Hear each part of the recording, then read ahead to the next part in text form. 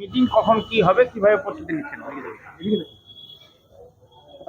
আগামী 7 তারিখে উনি রায়গঞ্জ থেকে চলে আসবেন আমাদের মালদাতে।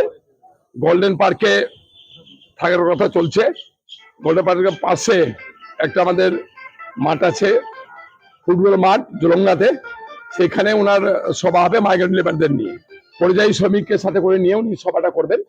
হ্যাঁ, এবং সেখানে পরিযায়ী শ্রমিকের কথাগুলো শুনবেন, যাদেরকে পুশব্যাক করে দেওয়া হয়েছিল, যাদেরকে টর্চার করা হয়েছিল, যাদেরকে লাগাতার ভাবে যাদের বাড়িঘর ঝুপড়ি ছিল তাকে ভেঙে দেওয়া হয়েছিল, সে সমস্ত পরিযায়ী শ্রমিকের কথাও শুনবেন এবং পরিযায়ী শ্রমিকের মূলত সেই সভাটা অনুষ্ঠিত হবে। কিভাবে প্রস্তুতি নিচ্ছেন দলগতভাবে? আমরা আজকে এখানে বসছি, আমাদের দলীয় জেলা কমিটির মিটিং ডেকেছি, সেখানে আমাদের আলোচনা হবে। মূলত আমরা এই সভাটাকে পরিযায়ী শ্রমিকের সভা হিসেবে রূপান্তরিত করব।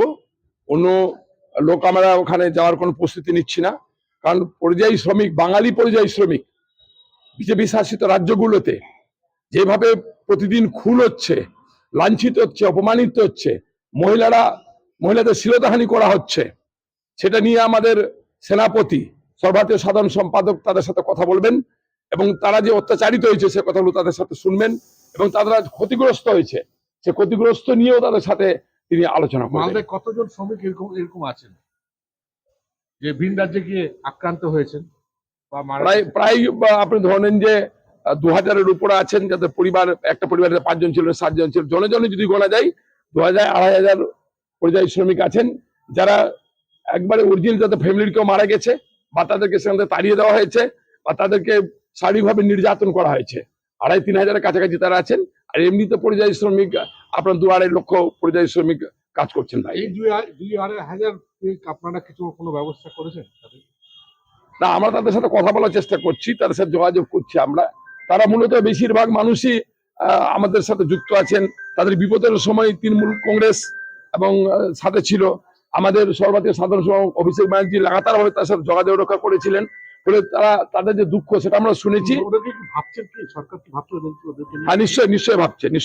কি ধরনের ভাবছে তারা? হ্যাঁ, তৃণমূল কংগ্রেস এবং অভিষেক ব্যানার্জি তার সাথে আলোচনাই করছেন, তাদের যে দুঃখ, কষ্ট, বেদনা কিভাবে লাঘব করা যায়, তারা যেভাবে অত্যাচারিত হয়েছেন সেটা তাদের মুখ থেকে শোনার জন্য তিনি তাদের সাথে বসবেন।